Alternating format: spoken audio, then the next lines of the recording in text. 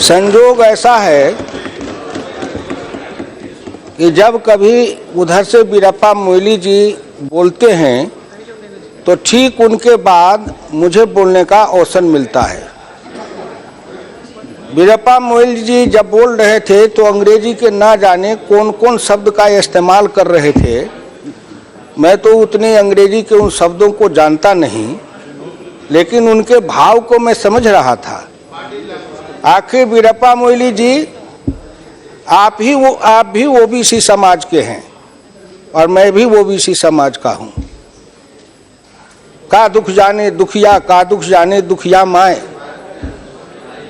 हिंदुस्तान में दो हिंदुस्तान है, एक हिंदुस्तान है गांव का हिंदुस्तान भारत और दूसरा हिंदुस्तान है जिसको कहते हैं इंडिया। वीरप्पा मोइली जी आप इंडिया से बोल रहे थे और मैं भारत से बोलता हूं। आप जब बोल रहे थे तो आपकी भाषा और आपकी भावना को हिंदुस्तान के मुट्ठी भर लोगों ने समझा होगा, और मैं जब बोलता हूं तो मेरा उत्तर प्रदेश बिहार तक के ग्रामीण क्षेत्र में काम करने वाली माँ बहन मजदूर किसान सब समझ रहे होंगे। और इस लोकसभा के चैनल से जब बातें प्रसारित होती है तो उन सब तक जाती है। अध्यक्ष महोदय, मैं बोलने से पहले एक बार प्रार्थना करूंगा, या देवी सर्वभूतेषु मातृरूपेण संस्थिता नमस्तस्यै नमस्तस्यै नमस्तस्यै नमो। आपने हिंदुस्तान के उस गर्भिणी माँ के बारे में कभी सोचा? नहीं। मैं उदाहरण देता हूं। मैं जिस समय अपने माँ के पेट में था उस समय मेरी माँ को अगर दूध, दही, मक्खन, घी, मछली, मांस, अंडा,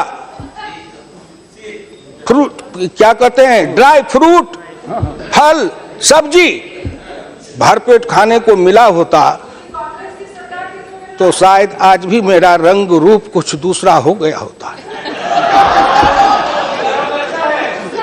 लेकिन चूंकि मैं उस माँ के पेट से जन्म लेके आया हूं जिसको भरपेट, जब मैं माँ के पेट में था तो भरपेट भोजन नहीं मिला, आधे पेट खा के सोती थी और कभी कभी माँ के पेट में भी मुझे भूखा रहना पड़ता था। आपने सोचा,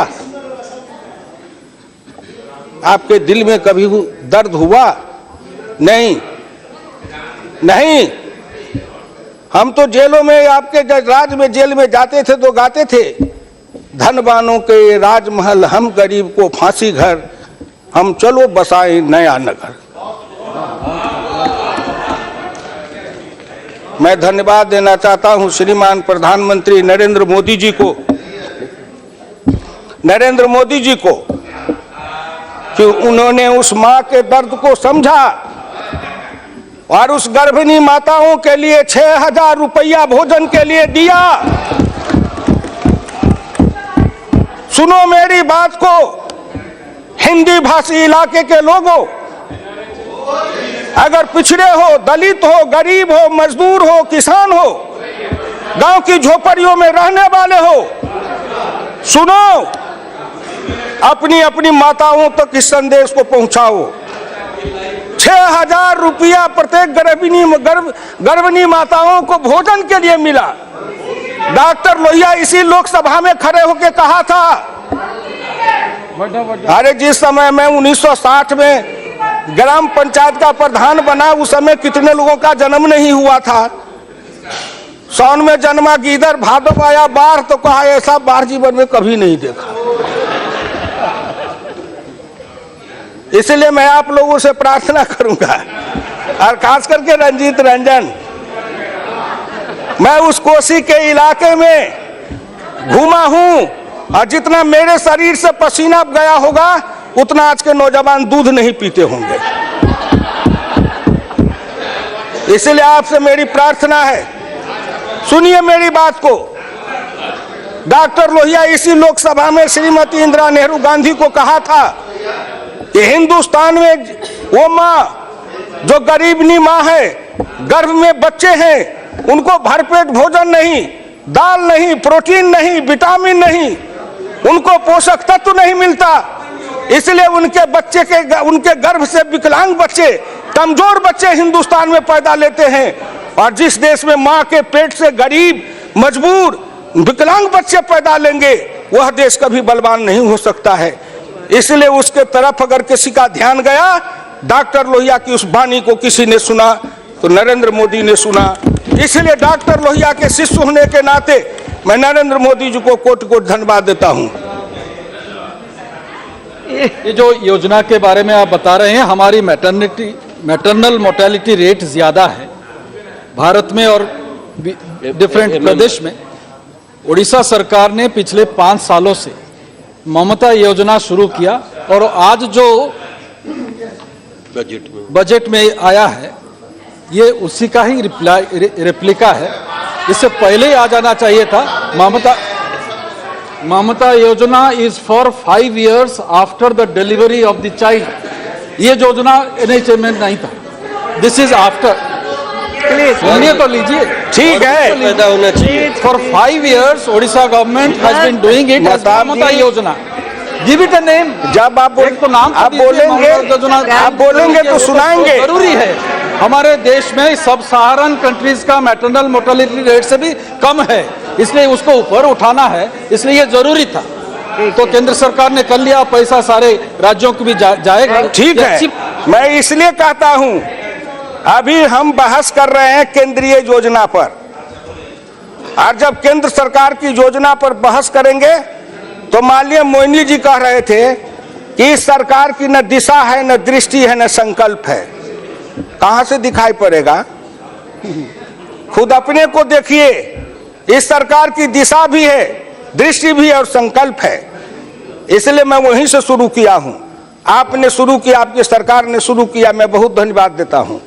अन्य सरकारों ने अगर उस मां के लिए, बेटी के लिए, महिला के सम्मान के लिए, सुरक्षा के लिए, सुदृढ़ीकरण के लिए, सशक्तिकरण के लिए कुछ किया है तो सब धन्यवाद के पात्र है, उन सबको धन्यवाद दिया जाना चाहिए। लेकिन दिल्ली की सरकार की दृष्टि की बात हो रही है। आपकी दृष्टि कहां थी? नरेंद्र मोदी की दृष्टि कहां है?